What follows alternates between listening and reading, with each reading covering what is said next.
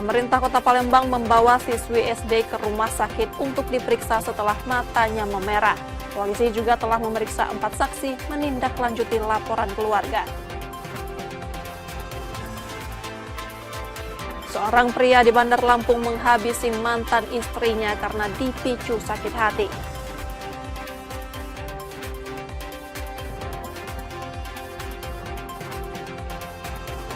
Sumsel United bersiap menghadapi tantangan berat saat bertandang ke markas Garuda Yaksa FC. Pada pekan ke-9 ini, mereka membidik poin penting dari laga tandang tersebut.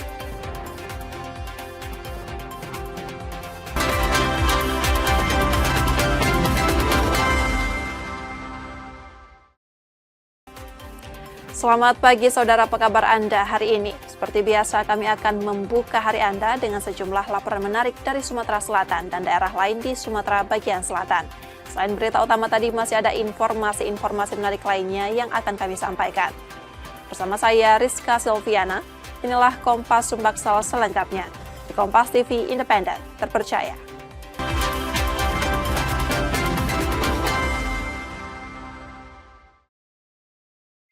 Kita awali informasi pertama, saudara. Seorang siswi SD di Palembang menjadi sorotan usai kedua matanya tampak lebam dan merah. Dugaan penganiayaan mencuat dan ramai dibahas di media sosial. Meski pihak terkait membantah adanya kekerasan, siswi menjalani perawatan di rumah sakit. Seorang siswi kelas 1 sekolah dasar di Palembang, F, viral usai kedua matanya tampak lebam dan memerah sepulang sekolah. Dugaan kekerasan mencuat dan menyebar di media sosial. Pihak sekolah membantah adanya penganiayaan. Mereka memastikan tidak ada guru yang melakukan tindakan kekerasan, termasuk dugaan pukulan dengan benda tumpul.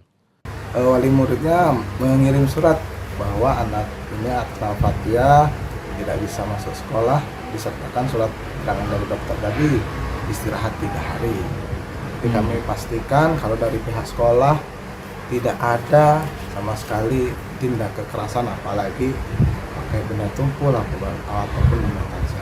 Jadi kita pastikan itu di luar sekolah, Pak.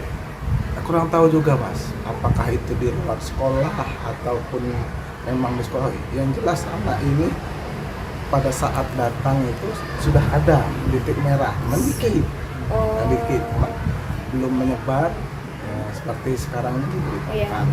F kini menjalani perawatan di rumah sakit. UPTD PPA Kota Palembang melakukan pendampingan, sementara keluarga masih menunggu penjelasan medis terkait kondisi mata anak mereka. Kalau dugaan kami belum juga bisa menyampaikan karena kami dari UPTD PPA sekarang masih mendampingi adik Fatia ini dalam hal pemulihan konseling psikologi dari adik Fatia itu sendiri.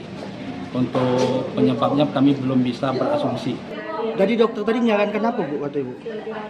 Rawat sini. Kalau untuk matanya apa kata dokter tadi, Bu? Belum tahu ya. Tapi sarannya untuk dirawat inap gitu, Bu ya. Kasus yang terjadi pada 27 Oktober lalu ini juga mendapat perhatian Wali Kota Palembang yang telah menemui kedua belah pihak untuk menggali keterangan dan penjelasan. Muhammad Reza Pahlevi, Kompas TV, Palembang, Sumatera Selatan. Ini yang itu, ini yang ini, macam-macam. Pemerintah Kota Palembang membawa siswi SD ke rumah sakit untuk diperiksa setelah matanya memerah. Polisi juga telah memeriksa 4 saksi menindaklanjuti laporan keluarga. Pemerintah Kota Palembang membawa F, siswa SD yang matanya memerah dan lebam, ke rumah sakit untuk mendapat perawatan. Tim dokter telah memeriksa mata dan mengambil sampel darah untuk memastikan penyebab kondisi tersebut. Hasilnya baru akan keluar sekitar 1 minggu, sementara fokus rumah sakit saat ini adalah proses penyembuhan. Semaksimal mungkin, rumah sakit akan semaksimal mungkin untuk kesembuhan adik Fatia. Ini sendiri dokter yang menangani, berapa tim dokter dari bidang apa aja? Untuk sekarang DPJP-nya itu DPJP spesialis anak. Cuman kami memang untuk DPJP spesialis anak itu bisa berkoordinasi dengan bidang dokter-dokter lain yang diperlukan. Seperti memang ada dokter mata, ada juga mungkin kalau diperlukan kami juga akan konsultasi dengan dokter psikolog. Keluarga sudah melapor ke Polrestabes Palembang karena menduga ada kekerasan di sekolah. Untuk saat ini Fatianya masih lemes, Kak, karena belum belum mau makan, cuman bantuan dari itu saja kan. Kalau dikasih makan juga paling suap udah nggak mau makan lagi. Sudah dapat hasil pemeriksaan medisnya, sudah dapat gara-gara apa matanya merah? Kurang lebih 1 minggu kata dokter bakal keluar. Kita belum bisa pastiin Kak, karena kita satu kita nggak ada bukti, kedua kita nggak ada saksi dan belum ada, jadi kita nggak bisa asal tuduh gitu. Paling nanti tunggu hasil pemeriksaan aja. Hasil visum. Untuk saat ini masih butuh rawat inap karena masih lemes badannya. Sudah buat laporan polisi kan? Sudah. Polisi telah menerima laporan tersebut dan sudah memeriksa 4 saksi. Betul bahwa Polrestabes Palembang telah menerima laporan pengaduan mengenai masalah ada dugaan penganiayaan terhadap anak, ya, dan saat ini kita masih melakukan proses penyelidikan. Untuk saat ini sudah ada 4 saksi yang kita periksa baik dari pihak sekolah maupun dari puskesmas. Penyidik masih menunggu hasil pemeriksaan medis sebagai bahan untuk menentukan langkah lanjutan. Yudi Kiswanto, Kompas TV, Palembang, Sumatera Selatan. Polisi kembali menangkap 2 orang di Palembang, Sumatera Selatan usai aksinya memalak pengendara dan viral di media sosial. 2 pelaku ini beraksi di 2 lokasi berbeda. Hari ke-7 operasi Sikat Musi kedua 2025, Polda Sumsel kembali mengamankan 2 pemalak di sejumlah titik di Palembang. Pelaku bernama Nesta Arnado ditangkap di kawasan Puntikayu, sementara Sastra diringkus di Jalan Alam Syah Ratu Prawira Negara. Keduanya beraksi dengan memalak pengendara yang melintas, bahkan kerap mengancam korban saat diminta uang. Aksi mereka terakhir direkam warga hingga viral di media sosial. Adanya pungli di daerah putaran Puntikayu yang viral di media sosial pada hari Jumat mengamankan 1 orang pelaku dengan barang bukti Rp18.000. Juga melakukan patroli di Musi 2 dan berhasil mengamankan 1 orang terduga pelaku dengan barang bukti uang sebesar Rp46.000. 2 pelaku akan menjalani proses tindak pidana ringan sesuai hukum untuk memberikan efek jera. Operasi masih akan berlanjut 15 hari ke depan, menindaklanjuti banyaknya laporan warga terkait aksi pungli dan pemalakan. Reski Oktora, Muklas Diferensial, Kompas TV, Palembang, Sumatera Selatan. Sementara itu, saudara, seorang guru SD di Palembang, Sumatera Selatan kehilangan sepeda motornya sesaat setelah memarkirkannya di halaman sekolah. Dugaan sementara ia dibuntuti 2 pelaku sepanjang perjalanan menuju sekolah.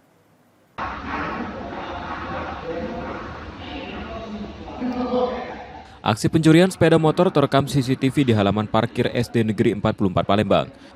2 pelaku datang dengan 1 sepeda motor, 1 diantaranya turun dan mengambil motor milik guru bernama Novia Ramadeni. Pencurian terjadi hanya beberapa menit setelah Novia memarkirkan kendaraannya. Pelaku diduga membuntutinya selama perjalanan menuju sekolah, meski motor sudah dalam kondisi terkunci stang. Novia baru menyadari motornya hilang saat hendak keluar sekolah membeli makanan. Saat kejadian, suasana sekitar sekolah masih sepi. Pas udah jam 8:30, saya mau keluar, itu mau beli makanan untuk anak-anakku, udah ada lagi motornya. Saya perhatiin, motornya tuh motor yang lain ada, sudah baris berderet banyak tuh ada, tapi motor saya nggak ada. Kalau dilihat CCTV itu dia itu datangnya barengan sama yang guru yang motornya yang keempat itu. Jadi langsung ngambil motor yang saya, bukan yang lain. Pelakunya orang berapa? Kalau dilihat CCTV ada 2. Ciri-cirinya yang satu pakai helm, yang satunya lagi pakai topi, kayak pakai rompi. Kasus ini telah dilaporkan korban ke Polda Sumsel. Reski Oktora, Muklas Diferensial, Kompas TV, Palembang, Sumatera Selatan.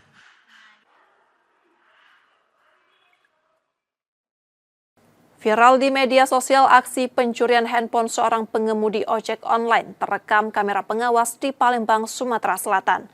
Akibat kejadian itu, korban kesulitan kembali bekerja.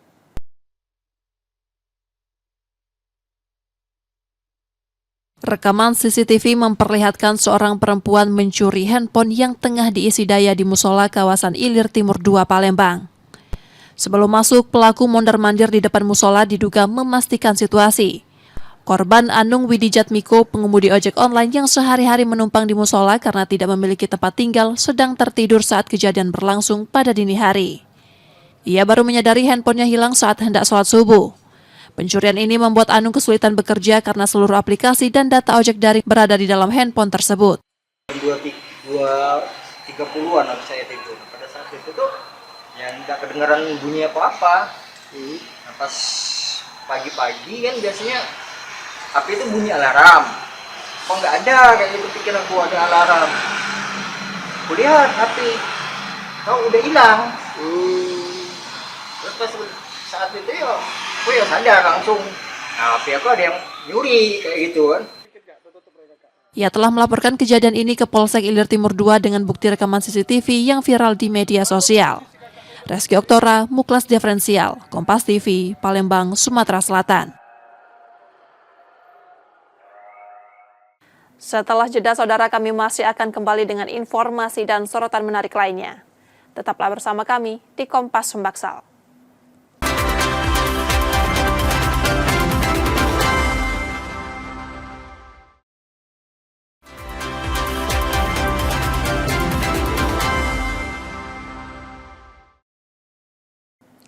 Anda masih bersama kami di Kompas Sumbaksal, saudara.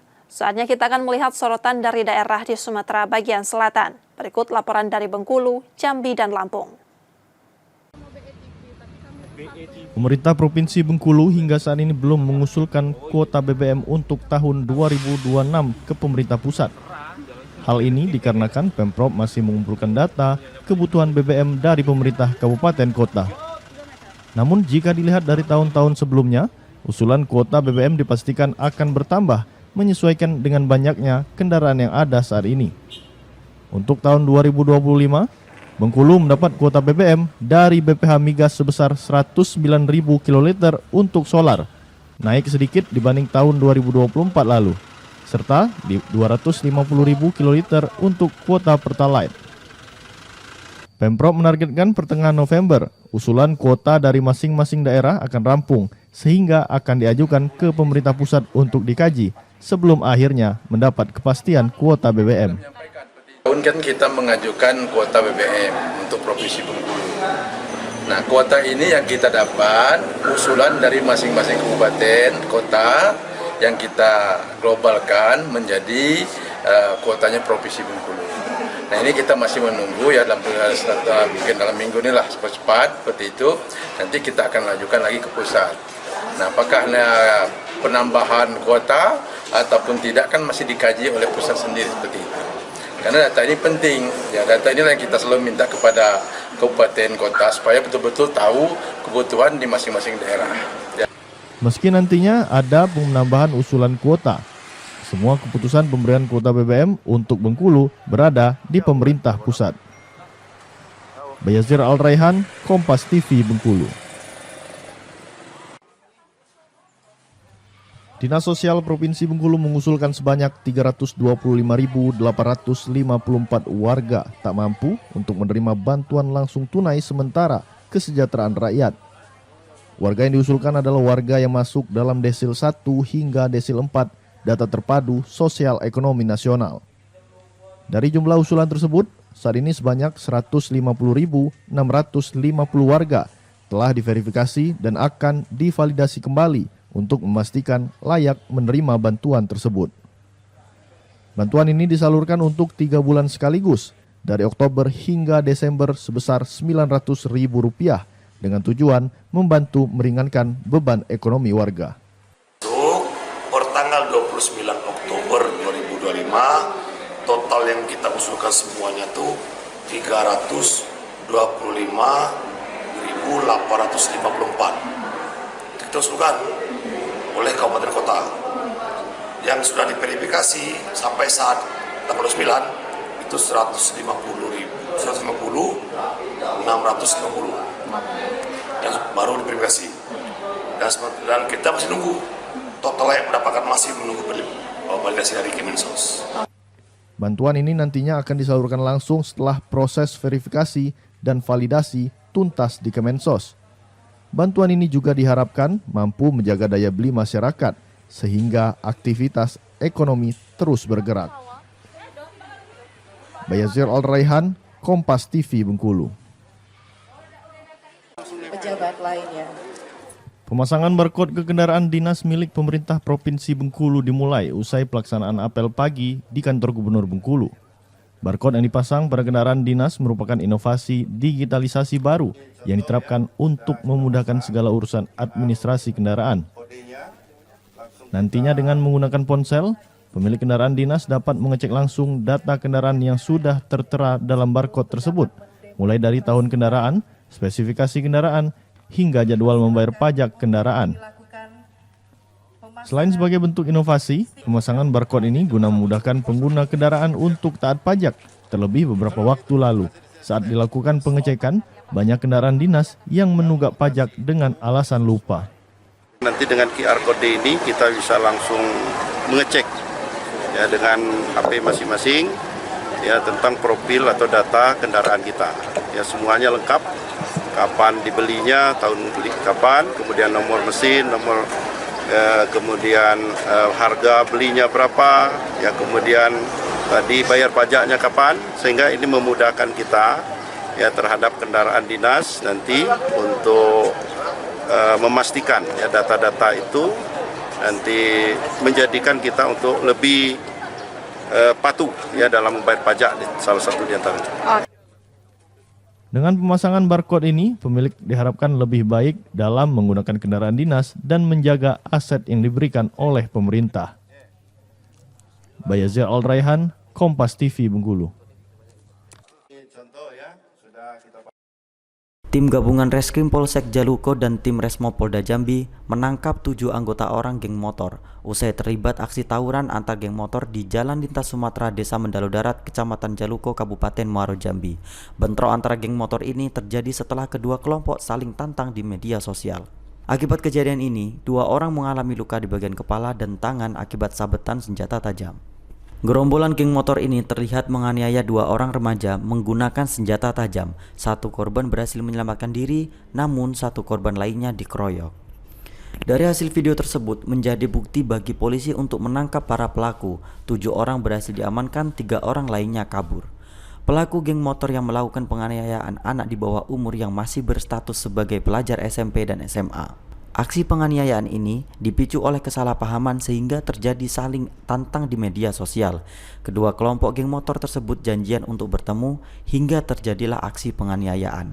Kanit Reskrim Polsek Jaluko menyebutkan, akibat bentrokan antar geng motor ini, 2 orang korban yang merupakan anak di bawah umur mengalami luka bacok pada bagian kepala dan tangan.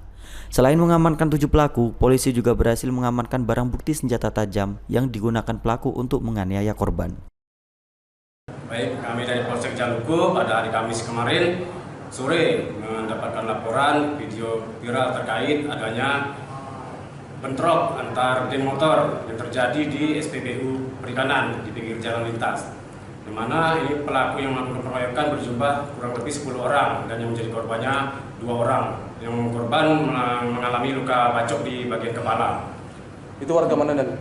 Kemudian kami melakukan pengecekan TKP dan melakukan penangkapan terhadap para pelaku dan kami amankan, dibawa ke Polsek Jaluko dan kami proses lebih lanjut. Ketujuh orang pelaku akan diserahkan ke unit PPA Satreskrim Polres Muaro Jambi guna proses penyelidikan lebih lanjut. Polisi mengimbau kepada orang tua untuk dapat lebih menjaga anaknya sehingga dapat terhindar dari aksi kejahatan kelompok geng motor. Wiradani Damanik, Kompas TV Jambi.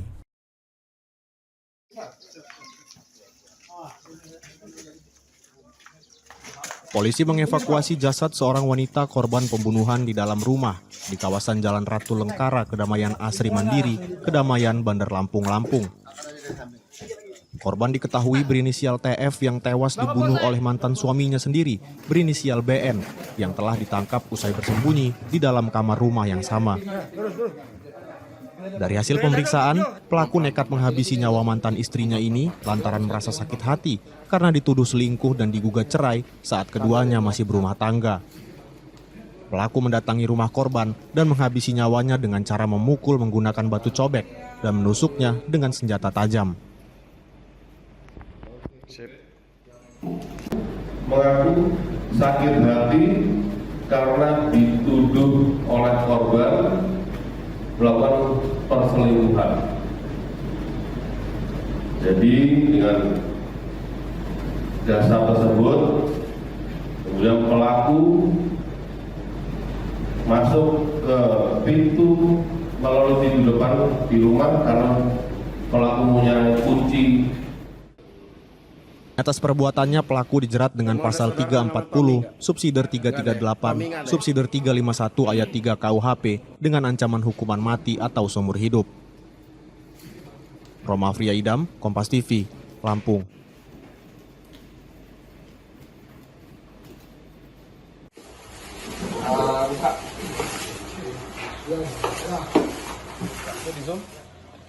Petugas Lapas Kelas 2A Kota Bumi Lampung Utara, Lampung, berhasil menggagalkan upaya penyelundupan narkoba dengan modus menyelipkan ke dalam termos listrik yang akan diberikan kepada salah seorang narapidana berinisial YP.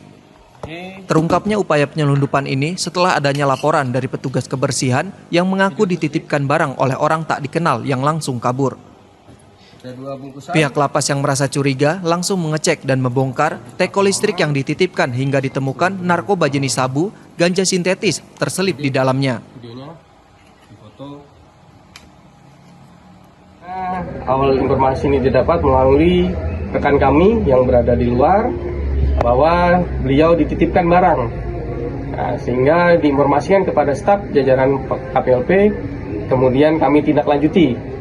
Dan pada saat kita laksanakan penggeledahan secara menyeluruh pada barang titipan itu, ditemukanlah 2 paket sedang berupa indikasinya adalah 1 ganja sintetis, yang kedua adalah sabu.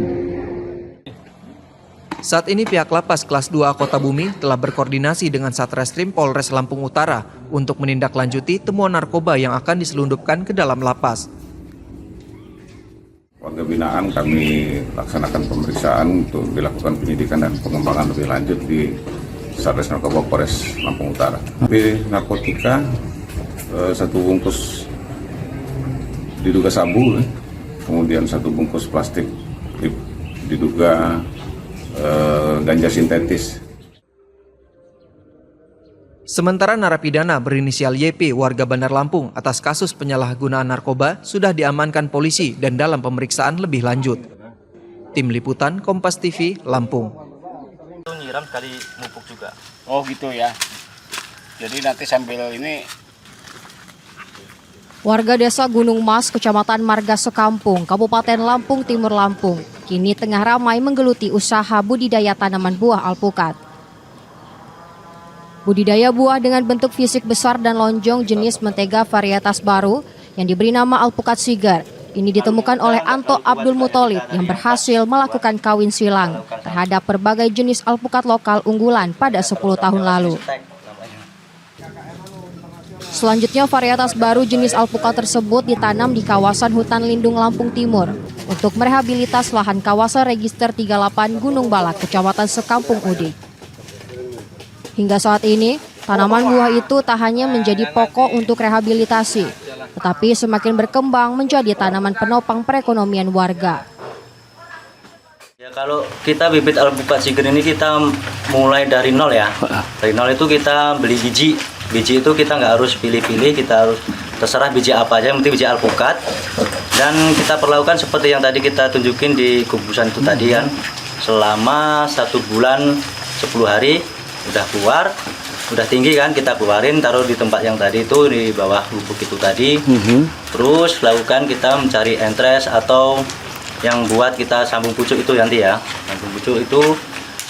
Dan kalau udah kita perlakukan sambung pucuk seperti ini, nanti kita tunggu di setengah bulan itu ya, setengah bulan, udah bulan itu kita buka sungkupannya nanti.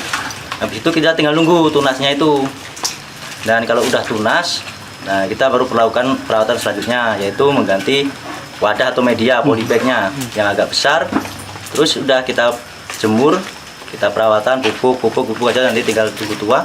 Habis tua itu kita tinggal launchingkan. Di desa ini seluruh proses pembudidayaan alpukat dilakukan oleh hampir seluruh warga, mulai dari penyemaian, pembentukan bibit, penanaman hingga pemasaran. Dari penjualan bibit, warga desa mendapat banyak keuntungan hingga mencapai 25 juta rupiah setiap bulannya. Sementara untuk penjualan buah bisa mencapai 500 juta rupiah dalam sekali panen di atas lahan 1 hektar. Nah, Nah, kalau masalah siger gini ya Pak, kita kan di bumi Lampung nih, kita mempunyai barang unggulan. Di Lampung ini ada simbol mahkota Lampung yang dinamakan siger. Kenapa alpukat ini dinamakan siger? Biarin untuk mengingat ini loh khas dari Lampung gitu. Kalau hambatan nih yang dikeluhin oleh petani ini masalah transportasi jalan Pak, yang jelas itu. Karena banyak yang nanam di kebun untuk panen curah hujan seperti ini, kayaknya bawahnya alpukat ini kan sangat rawan karena kulitnya tipis. Jadi dia orang pakai motor bawa alpukat, jalannya terlalu parah. Akhirnya dia jatuhlah di situ. Akhirnya sebenarnya kalau nggak ada benturan jatuh masuk super, tapi kalau udah luka masuknya B. Harganya juga selisih jauh. Jadi hambatan petani di sini itu jalan akses itu sangat-sangat sekali yang dibutuhkan oleh masyarakat. Meski alpukat siger kini telah menjadi buah primadona yang diburu masyarakat, namun para petani di Desa Gunung Mas, Kecamatan Marga Sekampung, Kabupaten Lampung Timur, mengaku masih merasa kesulitan untuk memasarkan hasil panennya secara maksimal. Lantaran kondisi jalan sebagai akses keluar desa yang rusak dan sulit dilalui. Tim Liputan, Kompas TV, Lampung. Demikian tadi saudara sorotan dari Bengkulu, Jambi, dan Lampung. Setelah jeda kami masih akan kembali dengan informasi menarik lainnya. Tetaplah bersama kami di Kompas Sumbaksal.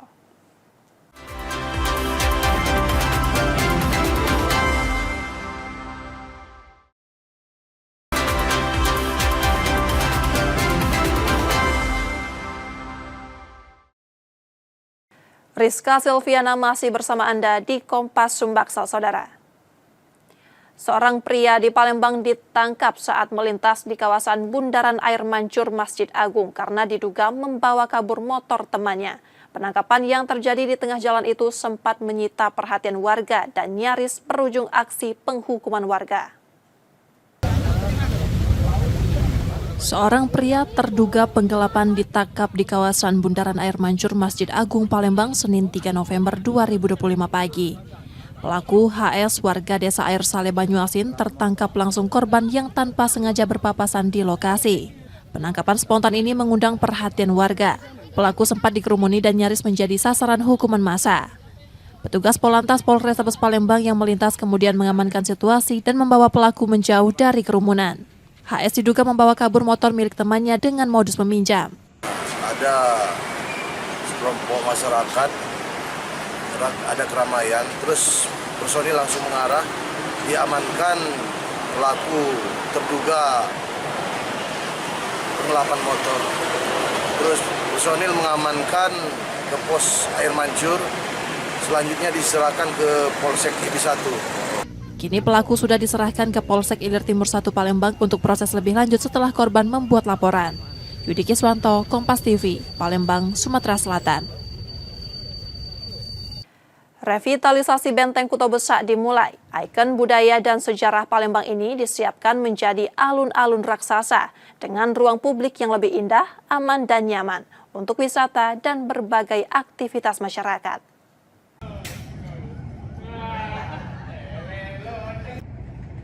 Kawasan Benteng Kuto Besak di tepi Sungai Musi akan disulap menjadi alun-alun raksasa dan pusat rekreasi bagi warga dan wisatawan. Revitalisasi ini menjadi langkah Pemkot Palembang untuk memperkuat daya tarik wisata kota. Sejumlah perubahan dilakukan, mulai dari pembaruan pagar pembatas sungai, penataan ulang air mancur, hingga pergantian lantai dengan ornamen khas Palembang.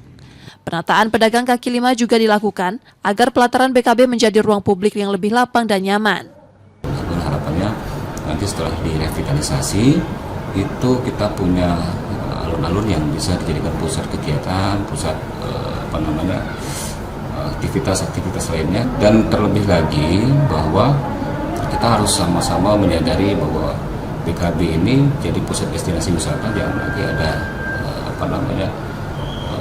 gangguan-gangguan ataupun kejadian-kejadian yang dapat merusak nama baik Kota Palembang itu sendiri ya, dan perlu kolaborasi dari semua pihak, dari pihak pengamanan, dari Pol PP, kemudian pengaturan parkir yang baik.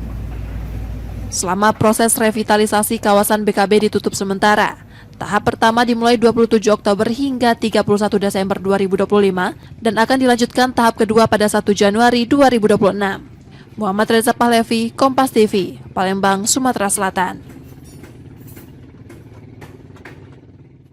Kita beralih ke informasi olahraga. Saudara, Sumsel United bersiap menghadapi tantangan berat saat bertandang ke markas Garuda Yaksa FC.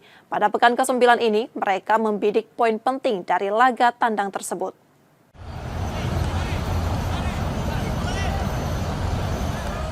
Skuad Sumsel United bersiap menjalani laga tandang berat ke markas pemuncak klasemen sementara Grup 1 Garuda Yaksa FC, Jumat 7 November 2025 sore. Usai ditahan imbang Sriwijaya FC pada laga sebelumnya, tim sudah melakukan evaluasi dan pembenahan permainan. Menjelang laga ini, pelatih Nilmaizar menekankan pentingnya fokus dan kewaspadaan. Garuda Yaksa FC dikenal konsisten saat tampil di kandang, sehingga Sumsel United membidik misi menghentikan tren positif tuan rumah dan mencuri poin penting. Iya, besok kita bertekad bagaimana untuk memecahkan kekalahan dari biasa. Kita bertekad untuk bisa membuat tren positif dari Garuda Yaksa itu tidak positif. Tambahan poin sangat dibutuhkan Sumsel United untuk naik ke papan atas klasemen. Saat ini mereka masih berada di peringkat kelima dengan 11 poin dari 8 pertandingan. Nur Muhammad, Kompas TV, Palembang, Sumatera Selatan. Pemerintah Kota Palembang memberikan bonus untuk tim sepak bola Palembang usai meraih emas di Porprov Sumsel 2025. Momen ini menjadi dorongan baru untuk mengembalikan kejayaan sepak bola kota itu di masa mendatang.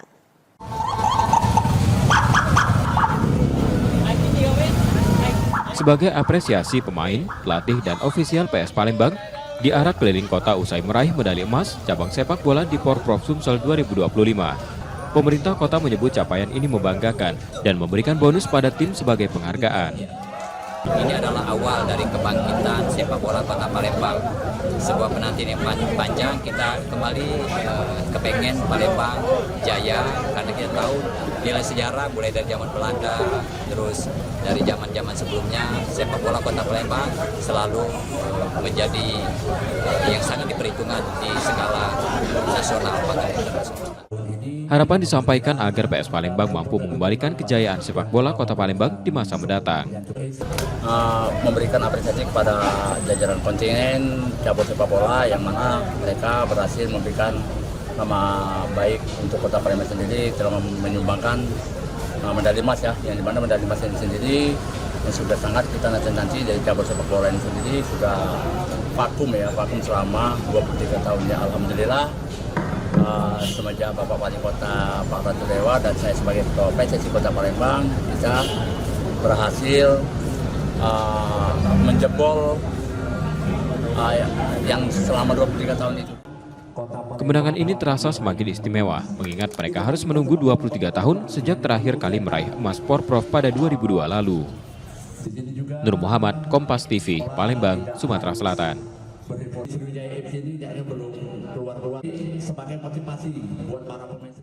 PSSI bersama Dispora Sumsel menggelar pelatihan wasit lisensi C2 di Sumatera Selatan.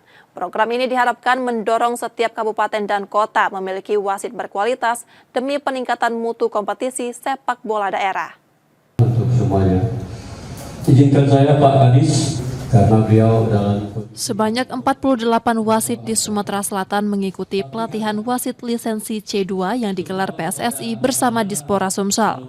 Kegiatan sebagai upaya memperkuat kualitas perangkat pertandingan di daerah. Kita mengharapkan bahwa di seluruh kabupaten dan kota itu nanti seimbang mempunyai persiapan ataupun wasit-wasit yang sudah kita bina ataupun sudah mendapatkan lisensi sebagaimana yang hari ini kita laksanakan. Itu salah satu tujuannya. Sehingga di setiap kabupaten itu sudah memiliki wasit, mereka juga ketika mengadakan kompetisi tidak kesulitan lagi. Paling-paling mereka akan minta rekomendasi dan laporan kepada komite wasit provinsi. Itu saja salah satunya. Kerjasama pelatihan wasit ini telah memasuki tahun ketiga. Pemerintah Provinsi Sumatera Selatan menempatkannya sebagai bagian dari dukungan untuk memajukan sepak bola daerah. Kegiatan pelatihan wasit sepak bola bekerja sama dengan PSSI Sumsel ini memasuki tahun ketiga. Jadi kita berpandangan bahwa membina sepak bola itu kan tidak hanya melihat hasil, tapi ini kan proses. Jadi salah satu proses itu kita juga meningkatkan kualitas dari pegiat-pegiat sepak bola itu, bukan hanya pemainnya saja yang kita bina, tetapi perangkat pertandingan yang sangat vital itu adalah wasit. Animo peserta pun tinggi. Dari 48 peserta yang ikut, 18 diantaranya mendaftar secara mandiri. Nur Muhammad, Kompas TV, Palembang, Sumatera Selatan. Kami jeda sejenak saudara, setelah itu kami masih akan kembali. Tetaplah bersama kami di Kompas Sumbaksal.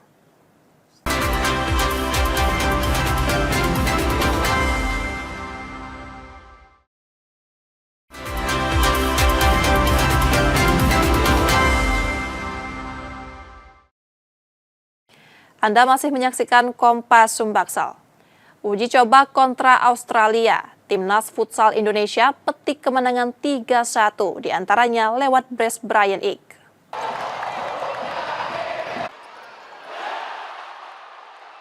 Timnas Futsal Indonesia berkesempatan melakukan uji coba kontra Australia di Indonesia Arena Sabtu malam. Uji coba ini bertujuan untuk mengukur kesiapan tim yang dipersiapkan turun pada SEA Games 2025. Disaksikan 15.000 penonton yang hadir langsung ke arena, Timnas mendominasi sejak awal. Skuad Garuda mampu unggul lebih dulu lewat aksi Reza Gunawan 4 menit laga berjalan. 1-0 skor bertahan hingga jeda. Di babak kedua, skuad besutan Hector Suwoto mampu menambah 2 gol lagi lewat brace Brian Ig. Sementara tim tamu hanya mampu mencetak gol hiburan dari aksi Patrick Lynch. Skor 3-1 untuk kemenangan Timnas mengakhiri laga ini. Soal pertandingan tadi, kita juga sempat kewalahan karena dari segi postur, dari segi intensitas dia udah terbiasa, tapi babak kedua kita sudah bisa beradaptasi dan ya walaupun kita menang tapi bukan performa kita yang terbaik. Dan coach juga bilang tadi bukan performa kita dan semoga kedepannya kita bisa lebih bagus lagi dan bisa apa yang kita impikan seperti SEA Games kita bisa dapat medali emas dan AFC kita bisa memberikan penampilan yang terbaik. Indonesia berhasil mempertahankan gelar juara umum di Para Badminton Internasional yang berlangsung di Solo, Jawa Tengah. Berbekal 6 medali emas, pemain Indonesia berhasil menambah poin Paralimpiade.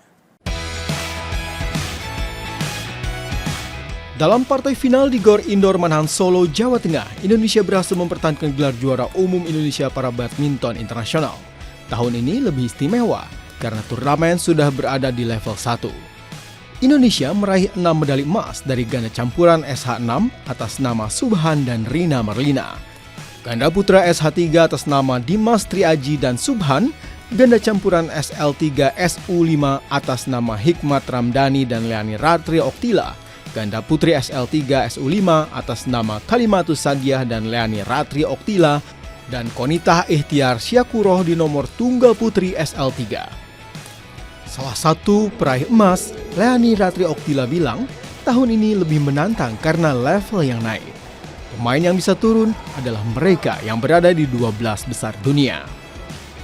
Ya bangga, senang bisa mempertahankan gelar ini sebelumnya juga sama 3 gelar. Cuma kan event ini berbeda dengan sebelumnya karena ini level 1. Dari awal pertandingan terasa persaingan sangat ketat di sini, apalagi saya sudah 2 kali absen event. Tantangan terbesarnya semuanya sebenarnya hampir sama karena kan persaingannya sekarang semenjak ada Paralimpik kan sangat ketat banget di para badminton, tapi saya ngatasinya dengan lebih di latihan sih. Secara perolehan medali memang ada penurunan jumlah. Tahun lalu Indonesia memperoleh 10 medali emas di saat turnamen masih berada di level 2. Widi Nugroho, Kompas TV, Solo, Jawa Tengah. Usai jeda saudara, kami masih akan kembali lagi. Tetaplah bersama kami di Kompas Sumbaksal.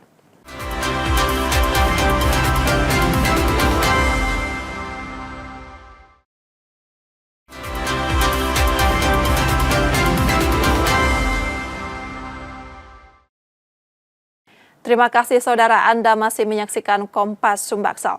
Jika Anda tidak sempat menyaksikan sorotan utama kami, berikut laporan utama Kompas Sumbaksal hari ini. Pemerintah Kota Palembang membawa F, siswa SD yang matanya memerah dan lebam ke rumah sakit untuk mendapat perawatan.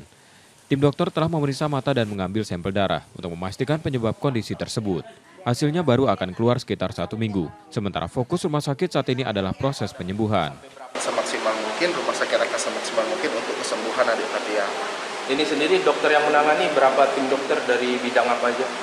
Untuk sekarang DPJP-nya itu DPJP spesialis anak. Cuman kami memang untuk DPJP spesialis anak itu bisa berkoordinasi dengan bidang dokter-dokter lain yang diperlukan. Seperti memang ada dokter mata, ada juga mungkin kalau diperlukan kami juga akan konsultasi dengan dokter psikolog. Keluarga sudah melapor ke Polrestabes Palembang karena menduga ada kekerasan di sekolah. Untuk saat ini Fatianya masih lemes Kak, karena belum mau makan. Cuman bantuan dari infus saja kan. Kalau dikasih makan juga paling suap udah nggak mau makan lagi. Sudah dapat hasil pemeriksaan medisnya, sudah dapat gara-gara apa matanya merah? Kurang lebih 1 minggu kata dokter bakal keluar. Kita belum bisa pastiin Kak, karena kita nggak ada bukti, kedua kita nggak ada saksi dan belum ada, jadi kita nggak bisa asal tuduh gitu. Paling nanti tunggu hasil pemeriksaan aja. Hasil visum.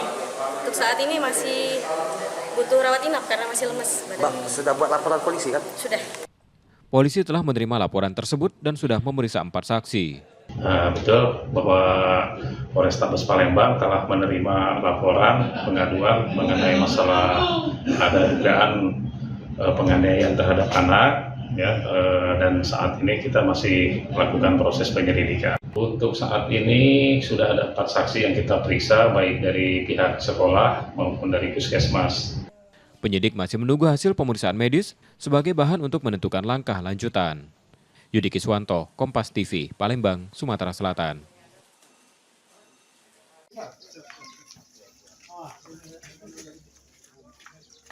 Polisi mengevakuasi jasad seorang wanita korban pembunuhan di dalam rumah di kawasan Jalan Ratu Lengkara, Kedamaian Asri Mandiri, Kedamaian, Bandar Lampung, Lampung. Korban diketahui berinisial TF yang tewas dibunuh oleh mantan suaminya sendiri, berinisial BN, yang telah ditangkap usai bersembunyi di dalam kamar rumah yang sama. Dari hasil pemeriksaan, pelaku nekat menghabisi nyawa mantan istrinya ini lantaran merasa sakit hati karena dituduh selingkuh dan digugat cerai saat keduanya masih berumah tangga. Pelaku mendatangi rumah korban dan menghabisi nyawanya dengan cara memukul menggunakan batu cobek dan menusuknya dengan senjata tajam. Mengaku sakit hati karena dituduh oleh korban melakukan perselingkuhan. Jadi dengan dasar tersebut, kemudian pelaku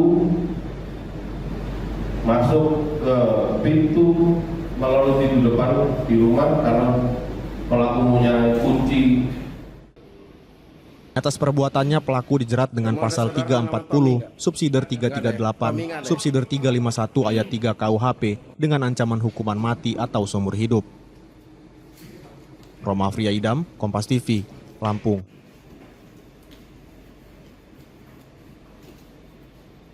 Informasi tadi saudara menjadi akhir dari Kompas Sumbaksel hari ini. Tetap saksikan konten lokal di Kompas TV setiap hari mulai pukul 4.30 hingga 7 pagi. Saudara, media adalah pilar yang menjaga keseimbangan informasi. Dengan menonton program berita Kompas Sumbaksel, Anda membantu memastikan media terus ada, menyajikan berita yang dapat dipercaya.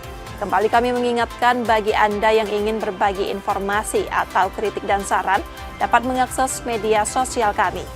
Akhirnya saya Rizka Silviana pamit, tetaplah menyaksikan Kompas TV, independen, terpercaya. Terima kasih sudah menonton dan sampai jumpa.